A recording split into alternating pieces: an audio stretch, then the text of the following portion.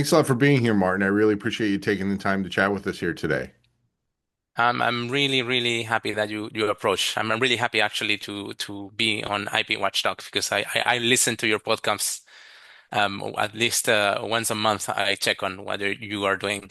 Oh, great. That's awesome. I appreciate that. I appreciate you being here. And I know we got a lot of ground to cover. Maybe we should kind of just jump in. Um, you have one of maybe the most interesting titles in all of intellectual property. You work for the World Intellectual Property Organization, and your portfolio is on the future of intellectual property. And, making predictions is tough business. It feels a little bit like that's your line of work is making predictions or guesses. But I'd like to get you to explain what it is to the audience that you really see yourself doing in that role. What are you trying to accomplish? All right. Well, thank you for that. I think the biggest misconception is that people think I'm in the business of predicting the future, like if I had some sort of a crystal ball or something like that. And I always have to smile a little bit because the truth is that nobody really can predict the future. And the reason is very simple. There is no data about the future. It just doesn't exist yet. So you cannot measure something that hasn't happened at the like yet. So when people ask me, I tell them that I'm in the business of dealing with uncertainty.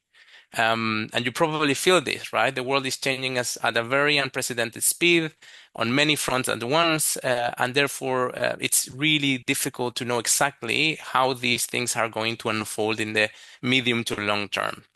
And that is precisely why the work of foresight, which is the one that I'm leading in at WIPO, is important. It's the reasons many organizations and companies all over the world turn to foresight when they want to try to understand medium and term and long-term changes. So that's kind of the part that people tend to misunderstand, right? Because again, foresight is not about prediction about the future.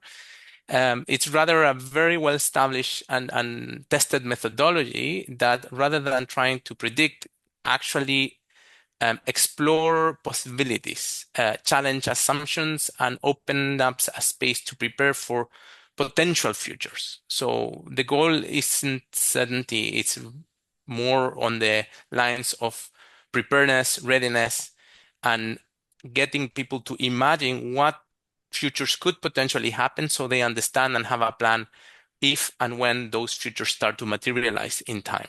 So it seems to me almost like, and I get what you're saying, that you're not in the job of predicting. And this is what we're going to talk about for much of our time here together, so we can peel the layers of this onion. But it would seem to me that in your job, you probably do get an awful lot of intelligence that kind of helps you paint a picture of the future. But it sounds to me like what you're describing is a situation where you are just trying to be as prepared as possible for all the different avenues and things that might pop up with the choices that then may be required to be made, or at least you see where things are headed in a way that probably others would not because you talk to so many people. And I guess that's where I wanted to go with this is because I know in your role, you talk to a ton of people to try and understand what it is that they think and what they think might happen, what they might want to have happen, and then you kind of try and see, I think, the pieces on the board, where are they going to go, and then how can WIPO be prepared to facilitate in the future?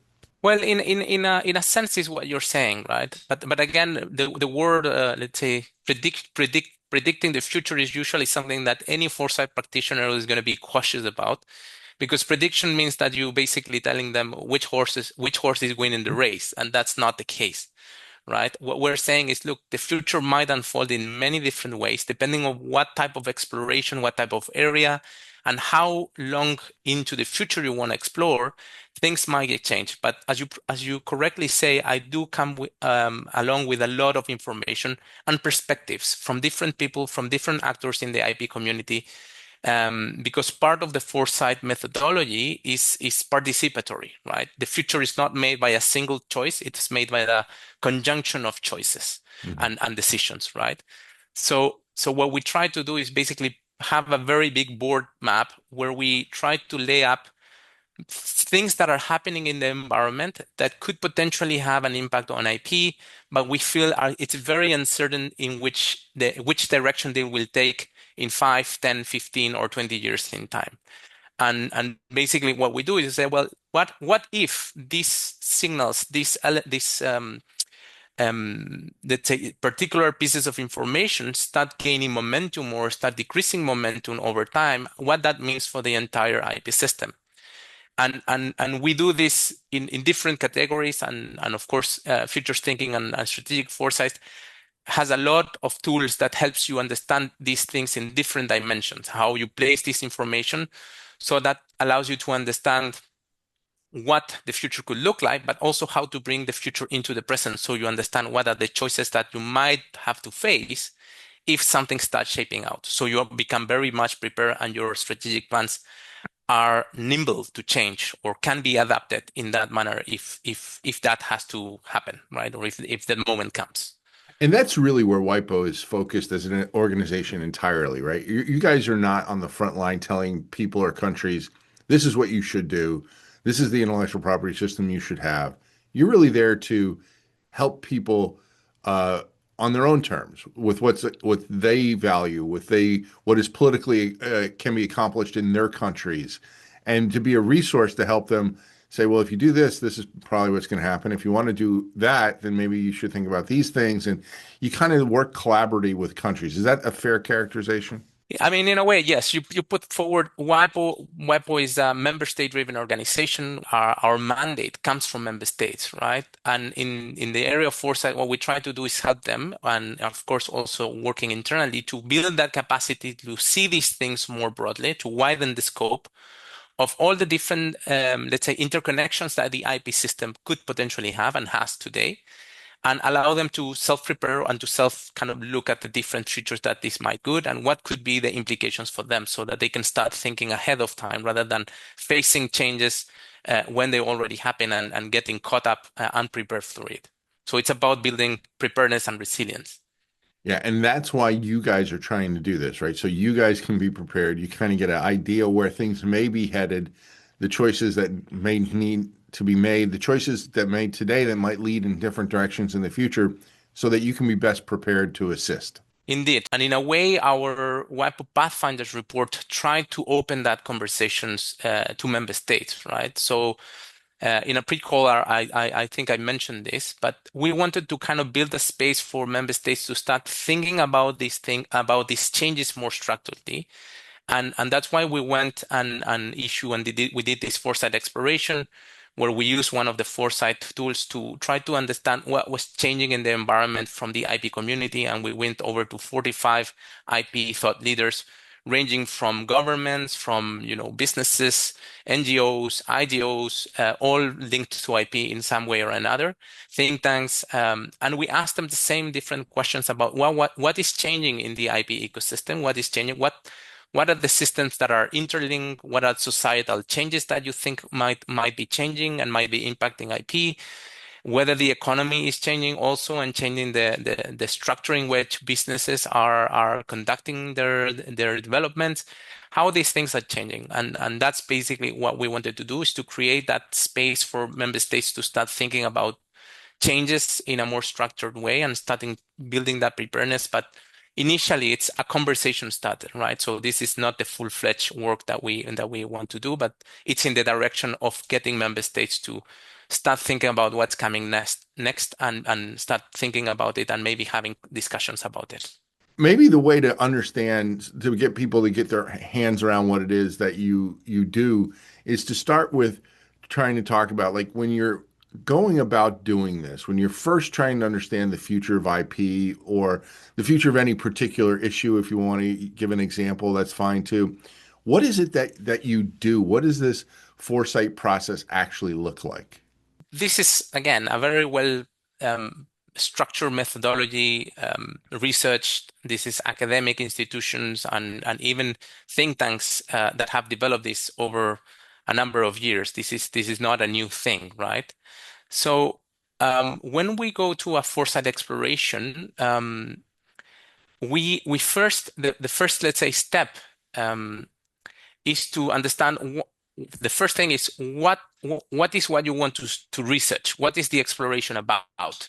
Is this about the future of, let's say, let's put an example. Is this the future about flying cars, or is this the future about mobility overall?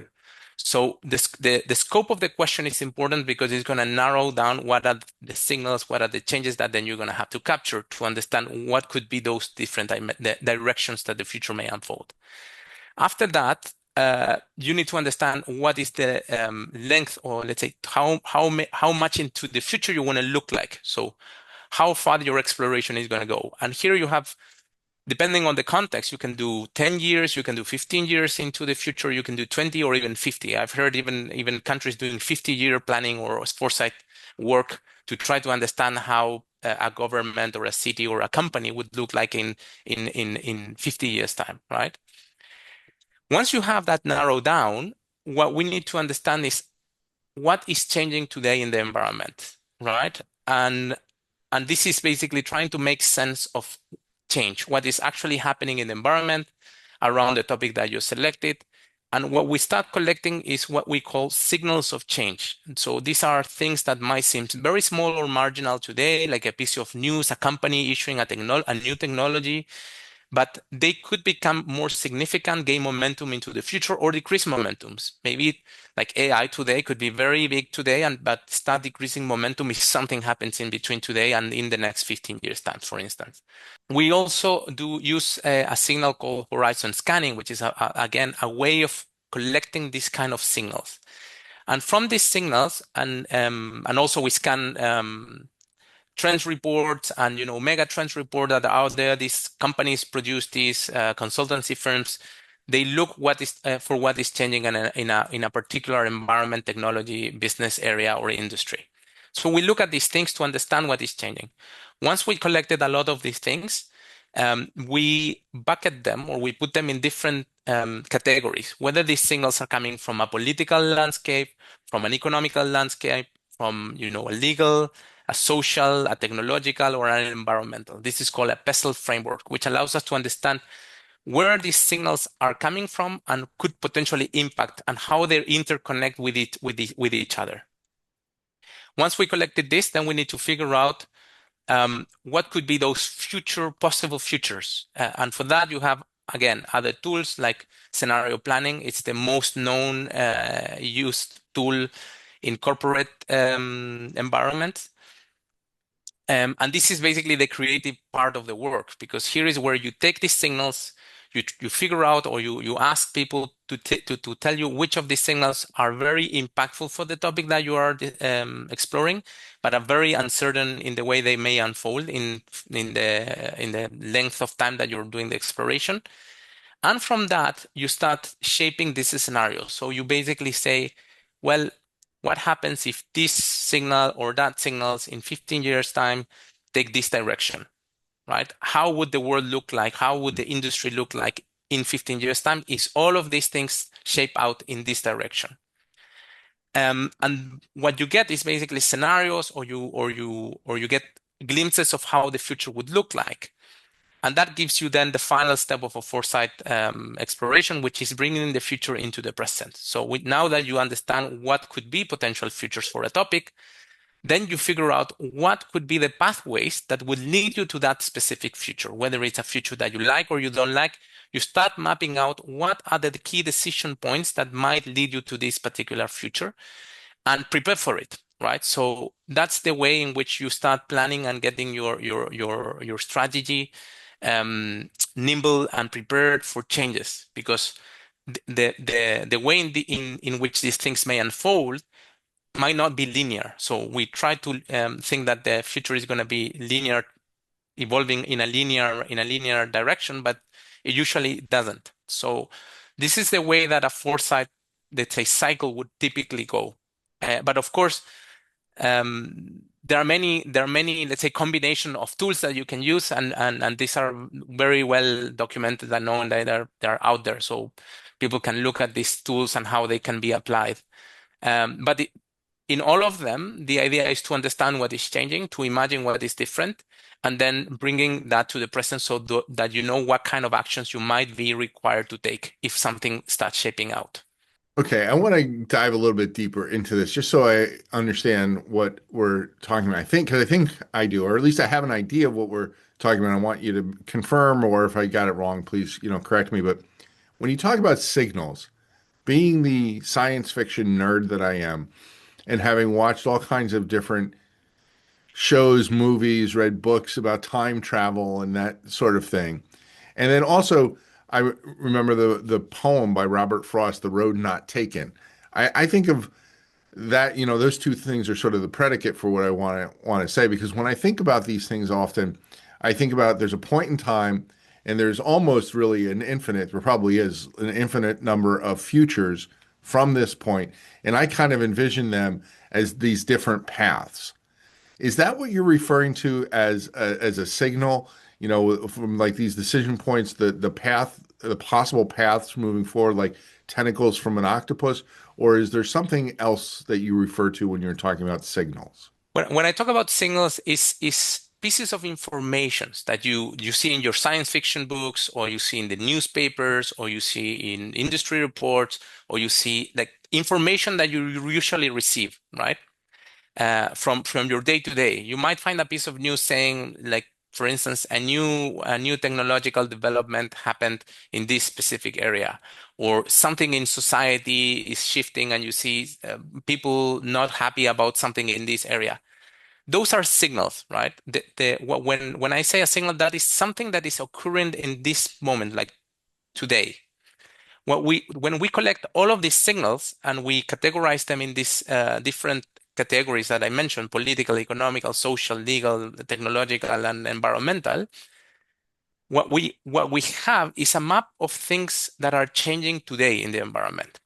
And when we use why we need to use the signals is to try to figure out which of all of these signals that we collect for an exploration would be the ones that people and experts think are the most impactful for the topic that you want to explore. So they have a very impactful, let's say, effect on the topic, but you're very uncertain in the direction in which they're going to evolve in time, right? So the signals basically give you a parameter to allow to understand possibilities. Because if you are very uncertain about this new technology developing direct, whether it gains momentum or decrease momentum, and you're very uncertain at this moment, we would use this signal to try to understand, well, what happens if this gains momentum, and what happens if this decreases in momentum? What's the effect, right? And there you get your possibilities, your roads that you're mentioning, Mhm. right? Because you can start seeing how the future starts shaping out if this condition or that condition starts taking a very definitive direction, right? And that is going to be a different world than the world that you're living today, right? When you bring the future, once that you've imagined this creative work about imagining the future, and the scenario planning is a good example. So once you've imagined a scenario that this technology has become mainstream and it's become a standard, and basically is well known and well accessible, that is going to give you a different future than if that technology decreased momentum or was used for a different purpose or enabled something different. It allows you to connect and bring possibilities. When you have that future, you bring it to the present and you say, well, if I had to imagine how these signals will get into the future, then you start making this connection. You start understanding how this evolution will take place in steps. And this is where you start seeing the different roads that you were mentioned, like all of these paths. How many of these paths will link me to that specific future, and what happens if the path goes into that direction, but I take this direction, whether that links me back to the future, whether it brings me to a different future. So it's about mapping a little bit your decisions so that you understand the type of decision that you need to take before you actually have to take them. Mhm. What implications your decision will have, or potential implications your decision will have, before you have to take the decision.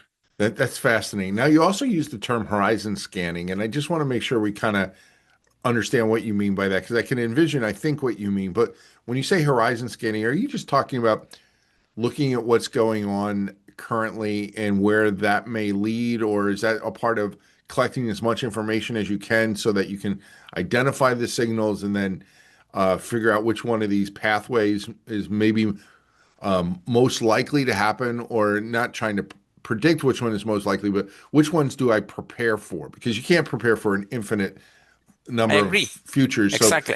So what is the horizon scanning element, and does that play into that, or how does it fit? Well, this, if you want to put it like in a metaphor, the horizon scanning is basically the process in which you collect all of the pieces of the board that you're going to be using, right?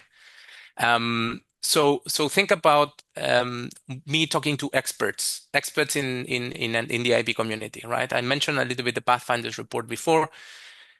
When you engage with the broadest range of the community engaging in a specific topic, you start sensing that each of them will have a different, let's say, source of information for you. They might be looking or engaging with the topic in a different avenue than the one that you are currently having, and that gives you perspective, right? A lot of perspective because you get information and these signals, these things that are changing in the environment that are connected to different perspectives. So you have a big range of possibilities. That's why it's called horizon scanning, because you need to look at the whole horizon to understand what is changing in the horizon.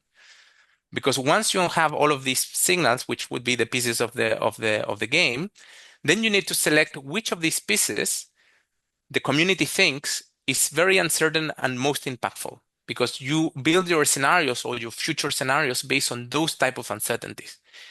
Let me put it in contrast. If you really know which direction is a particular thing going to take, then you already know what could potentially be that future, right? So we're in the business of trying to understand those uncertainties that we don't know exactly how these things might change. The horizon scanning allows us to get the pieces of the puzzle, let's say, and then see which one of these pieces actually can be used to understand the potential plausible or different futures that these things might take if they start shaping out differently, right? And the key important here is that you collect the signals then to identify which of them become critical uncertainties, which of them are very critical but are very uncertain in the direction that this could push your topic into.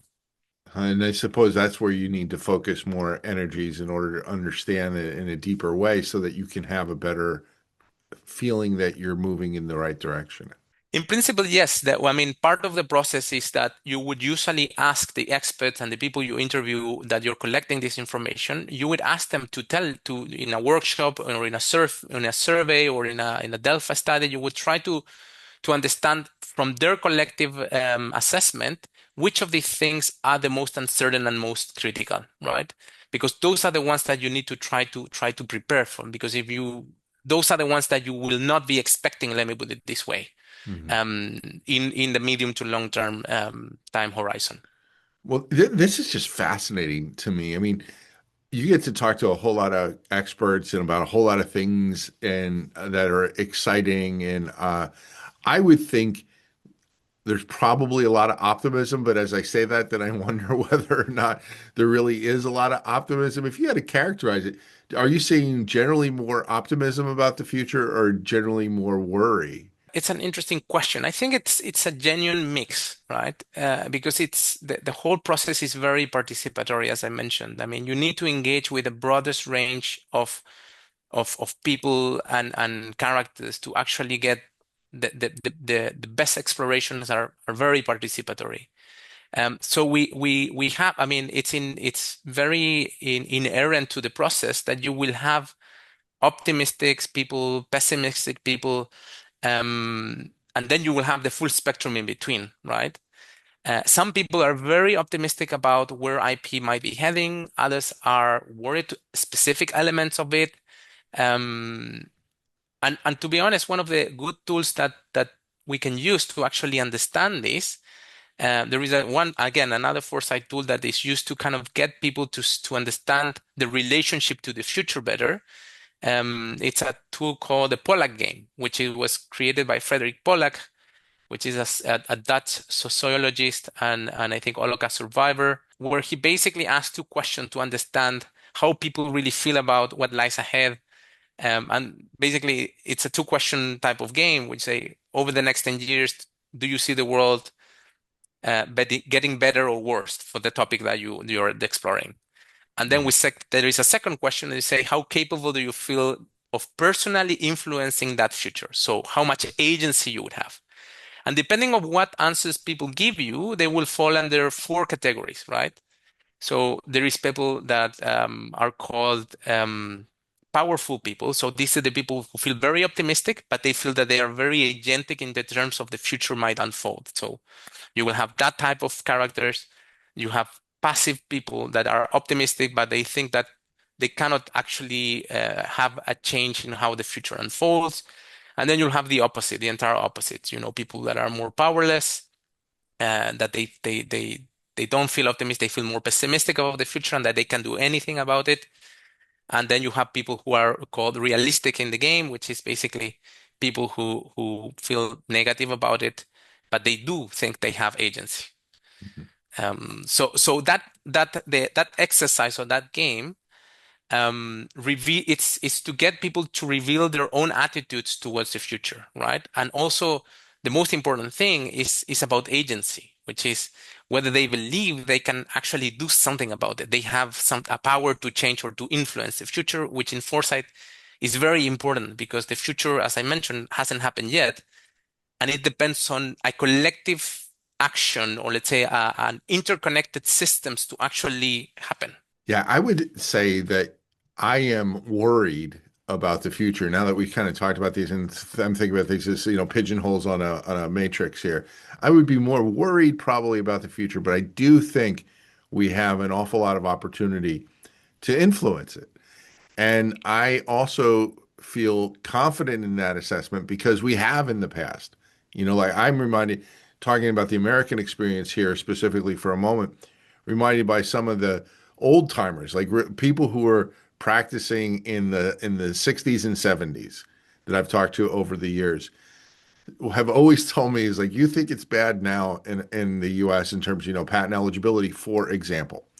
And he said, well, we fought those battles in the 70s. It was probably a lot worse back then. At least now we are fighting battles knowing that if we can figure this out and everybody can live with the future, then we can move forward from here and have jumping off point for positive. Because we saw that happen in the US in the 80s and 90s and before things went haywire. So I think we can absolutely affect the future. We just have to be engaged. But I think if we're not engaged, then I'm worried. I think if the things are just left to their own consequences, then, you know, people got to get off the sidelines if you want to see a different future, I suppose is what I want to say there. But is there any future scenario within the IP area that you think people are not talking about or not considering enough that they really should be?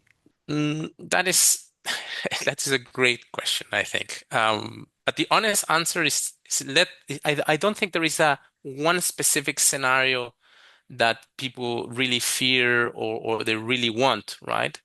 And I think that is actually something we wanted to explore in the Pathfinders report, right? So during our interviews, the people that we interviewed and our participants shared both optimistic and more, let's say, sobering or pessimistic perspective on the future of IP-driven innovation and creativity. And out of those constructing viewpoints, we tried to build a set of fictional scenarios, two scenarios or two stories that imagine how these different trajectories would become as a working reality in 2034. So we imagine 10 years in time.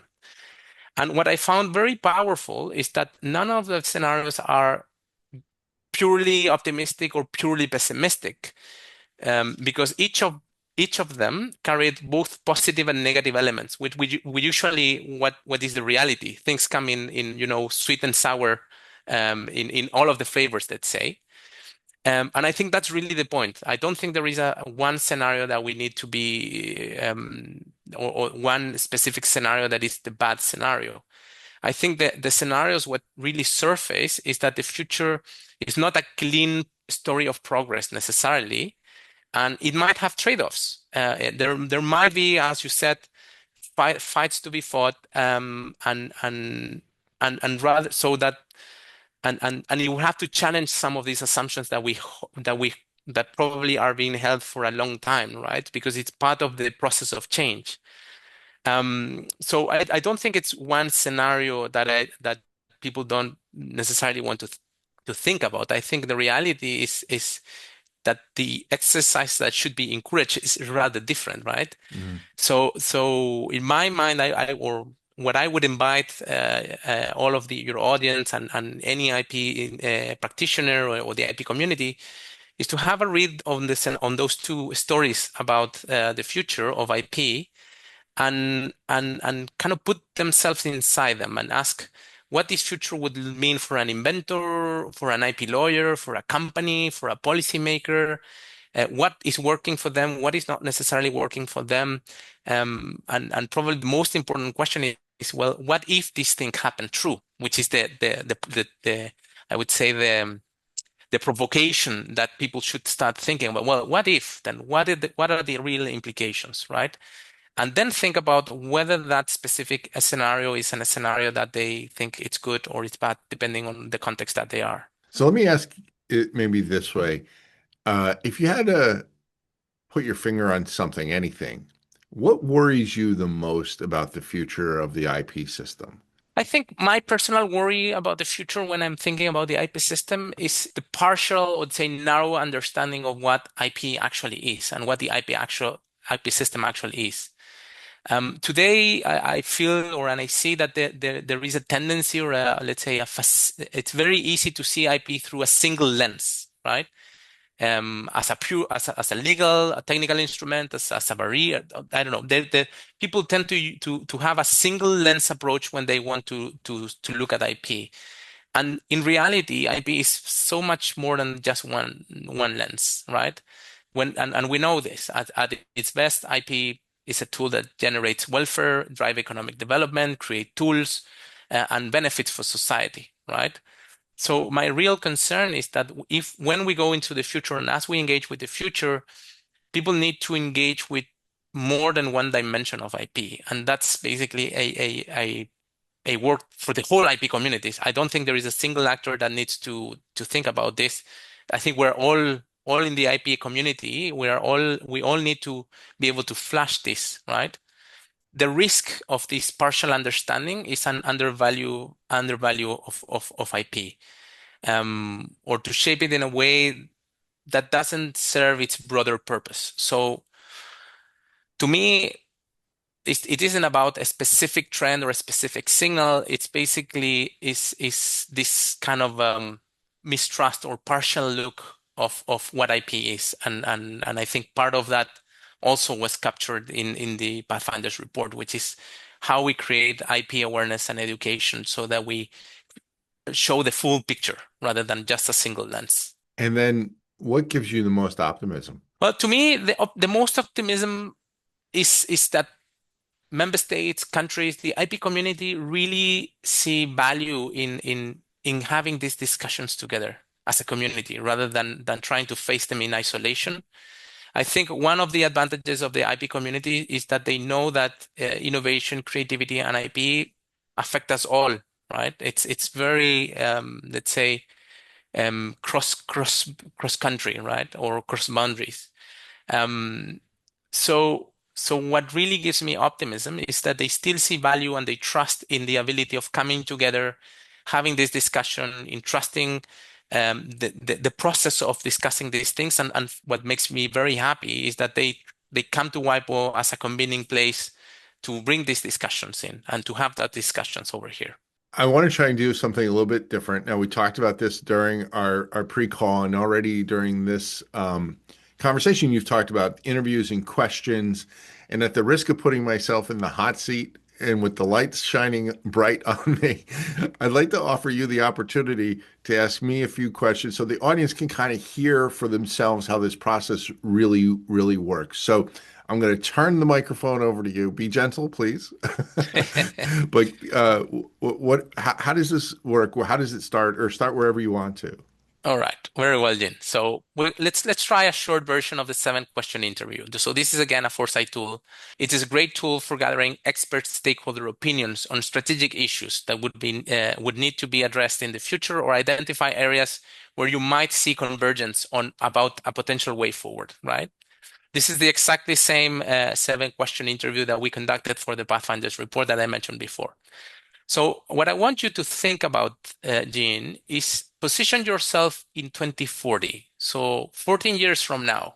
Think about how old are you, where you are in the planet. Think about your life, how this might look like, and how the future looks like for you both personally, but also working, and then think about then the IP system that you are very much engaged with today, right? So I'm betting that you will continue being engaged with IP systems and IP discussions in 14 years time. But think about 14 years into the future, and think all that might have changed, right? So with that in mind, if you could speak to someone from 2040 who could tell you anything about the international IP system, what would you ask? So I think what I would ask, and to focus at least on the US side for a minute, which I know the best, the thing that I would ask somebody is, and not to make this seem too trite or anything, but I would ask, do we still have a patent system in the US? And by that, what I mean is we are moving in a place direction where I just don't think property rights in the US, not just patent rights, but property rights in general, are appreciated. And, I think that this goes all the way back to when the first inkling in our space about this was with Napster, where people were uploading music and then downloading music for free. And there's victimless crime and we're not harming anybody. And that idea that these creations are free and it doesn't harm the creator when you take it without paying, I think is just fundamentally erosive. I think it's wrong. And I think that that's a real problem. So what I would like to do is talk to somebody about that. Going back to what you were just saying, about the future, and do people appreciate, do they understand, can they really connect the dots in a way where they internalize it? What's the state of thinking about property, particularly intellectual property, in the future? That's what I would want to explore with somebody, because I think that's going to be a fascinating question. That will tell us what direction we're headed, I think. Okay, that would be the first question. What would you ask someone or Gene in 2040 about IP, right? IP. Yeah. So now tell me what is your vision? Let's say you're in the future. What is your vision for the international IP system? How do you see the international IP system in 2040? That's a great question, because I think the way that I would like to answer the question is probably not where we're going to actually see it in 2040, but I think I would love to see it move much more into a harmonized space. And when I was younger, I didn't really appreciate the importance of this. Why are all these people with gray hair talking about the importance of harmonization? It just didn't make sense to me. And when you're young, I think you often have this view of the world that goes, maybe to the end of your block, and then it goes to the end of your city line, and then as you get older, it goes to the end of the county, and it just keeps getting broader and broader and broader. Your understanding of the world as you age and you go from walking to riding a bicycle to in a car to then you're traveling for business, and you see. So I didn't understand the importance of, I'm embarrassed to say, harmonization, because from a strictly monetary standpoint, these companies are needing to hit metrics and requirements in 100 countries. Some of them, like in the pharmaceutical or instead in the essential patent space, they're patenting everywhere, or maybe not everywhere, but they're patenting in the known world. 90+% of where the population and economic activity is, that's where they're patenting, and the rules are just so different everywhere. And the enforcement is different everywhere. And when you're filing a patent just to patent something in a worldwide way, when you have an invention of that sort, the cost, just filing costs, not to mention attorney's costs, not to mention maintenance fees or annuities. And it's like, my God, I think if we want to have more innovation, we have to help these companies be able to afford to protect more, not less. And there's just this triage, because you can't protect everything you need to protect everywhere in the world. And that is a big problem. And I think that we have to streamline that in a significant way. And what would be the consequences for the IP system if your vision is not realized? This is, I think, the easiest question, because we're already seeing this. So we see it all the time, right? When during times of economic turmoil, companies they start inventing less, they take their money away. The things that go away are for companies when they're economically in trouble are the things that they should be doubling down on. You should be doubling down on marketing and research and development when things aren't going well, because if you don't, you're are you really going to sell more if you have fewer salespeople? Are you really going to sell more if you're not trying to market? Are you really going to sell more if you don't have more to sell? you know? And so I see a lot of activity across the board that is just counterproductive during downward cycles, right? What I'm seeing now is I don't think now most people would say it's down. Yeah, inflation's high. The gas prices at the moment as we're doing this are high worldwide. They're coming down. The stuff that's going on in the Middle East won't last forever. I think that's going to be a blip long term when we look back. So I think in companies profits are high, right? Unemployment is low, productivity is going up. So why are companies pulling back now? This is not, I don't think, a negative economic moment, but I see more and more of that same type of behavior where companies are saying, we're not going to protect as much, we're not going to protect it in as many places, we're going to give more of our patent rights up and not pay maintenance and annuity fees because it's just so damn expensive. So if that's happening now during a time, there's no recession going on really, certainly no depression like we've had at some points in the past. Um, so if that's happening now, I can only imagine that's going to accelerate. So I think if we don't get this right, we're going to get less innovation, and then we're going to force people into trade secrets, which then you're not going to be able to stand on the shoulders of the giants who came before you. All right. So what would need to change? So thinking about system, relationship, processes, culture, what would have to change so that your vision could be realized? I think there is a desire on the part of the regulators, not maybe the legislatures. Divide the legislators from the regulators in the patent offices around the world, for example. Because I know that everybody feels overwhelmed. I think I know that for sure. I think I could say that definitively. The regulators and the some people you might call them bureaucrats. That's kind of I think a pejorative term. These are the frontline people who are administering the patent system in their own country or at the EPO, for a bunch of countries, that sort of thing. I think they're overwhelmed. They judges want more and more higher and higher quality, and that means they got to do more. And it's harder and harder. Technology is getting more dense, and as there's more requirements layered on, these applications get longer, and the technology gets more complex. I think there is an appetite in the regulatory side, the agency side of our industry, to have this kind of cooperation and harmonization. What I don't know, I think what needs to change is that same, we need help. We all got to start working on the same page, or at least more on the same page to the greatest extent that we can, has to permeate into the legislatures, into the policymakers, so that they really understand.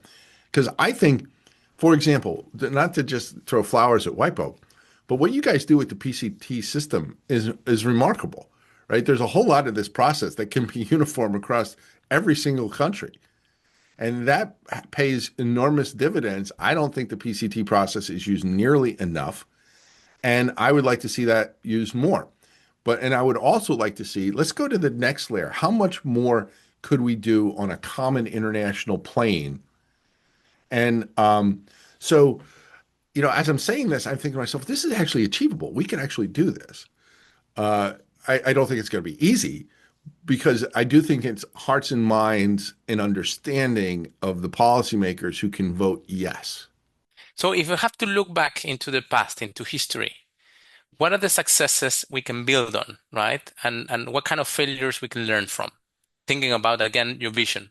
Successes, I suppose, just the very existence of WIPO and the PCT system, and it growing in more and more countries. Even Argentina now is a member of the PCT, which for a long time they weren't. And seeing that as people become familiar with this, that they like it, and it works, and that's helpful.